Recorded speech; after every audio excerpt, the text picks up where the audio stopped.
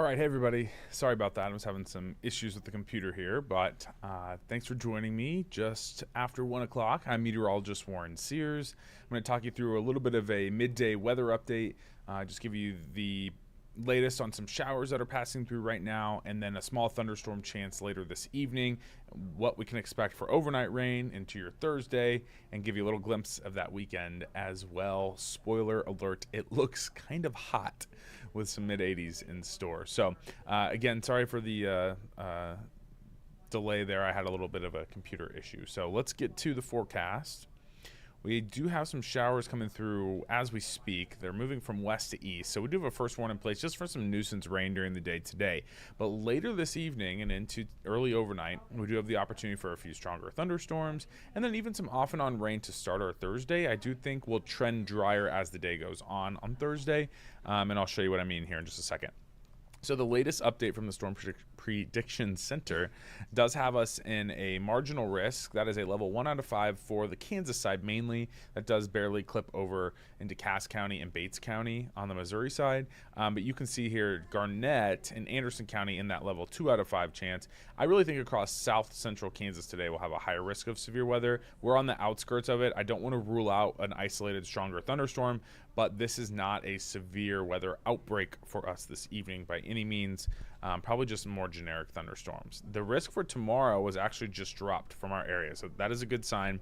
But I still think we could have a few showers and rumbles during the day tomorrow. So satellite and radar, we have a weak warm front that's lifting in right now, really helping spark up all that cloud coverage. Pretty gloomy out there, and even some showers. I don't really see a lot of lightning with this, so I think it's mostly just light to moderate rain.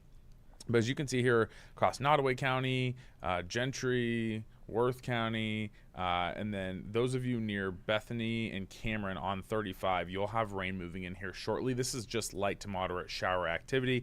No lightning picked up within that. In the metro, those of you along and north of I-70 right now have some rain, and that's a little more steady and maybe a few heavier pockets embedded within that.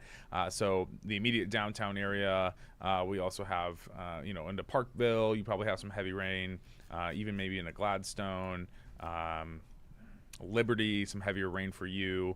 And so this will continue to stream in from the west. The southern metro dry for the time being. You might have a little mist out there, but as we look to the west, there is some activity coming through Douglas County, now into Johnson, Jefferson, Leavenworth County, some heavier rain up there. So you get the picture here. This is real spotty activity as it continues to come through. No severe risk during the day today. I don't even see any lightning right now. This would just be more kind of annoying than anything, but it still has to stream in from central Kansas. So that's what we're dealing with during the day. But once we get into the late evening, that'll be our next opportunity for a few thunderstorms. So there could be a little lull late afternoon, early evening. After 8 o'clock, I think, let's watch another little complex potentially drifting in from the west. And this could bring, again, a few rumbles, maybe an embedded pocket of heavier rain and stronger wind, and maybe some small hail. Closer to 11 midnight, this will keep pushing through, especially south of I-70. I think you have a better chance into the early overnight to have some heavy rain. This is likely not going to be super strong, but could be pretty noisy. And then also, again, just some pockets of really heavy rain. And I know you don't really need the heavy rain down to the south. We've had a little bit too much. Once we get into our early morning on Thursday, same thing. We'll likely see some off and on showers. Could have a few impacts to that Thursday morning commute. But the severe threat on Thursday has diminished quite a bit. So as the day goes on, you can notice the showers will slowly start to shift to the south and east. But even into the afternoon, you see here our forecast track wants to pinpoint another isolated pop-up here and there. More mist than hit. Our Thursday afternoon will be mainly dry for most, but I still think we could have an isolated shower or downpour dancing around the area before that finally moves out. So temperatures right now definitely suffering a little bit just because I lost my camera. Definitely suffering a little bit just because of the cloud coverage and the rain in the area. Pretty gloomy out there. 63 at the airport. It is 70 in Sedalia, a little bit warmer there. I don't expect to warm up too terribly much more than what we have on radar for our temperatures right now. Maybe lower 70s in a few spots, depends on where some of those heavier pockets of rain will set up. But this is probably about it, what you're seeing out there right now. Then once we get in through your Thursday night, should dry out. Friday, let's get a little look at that weekend.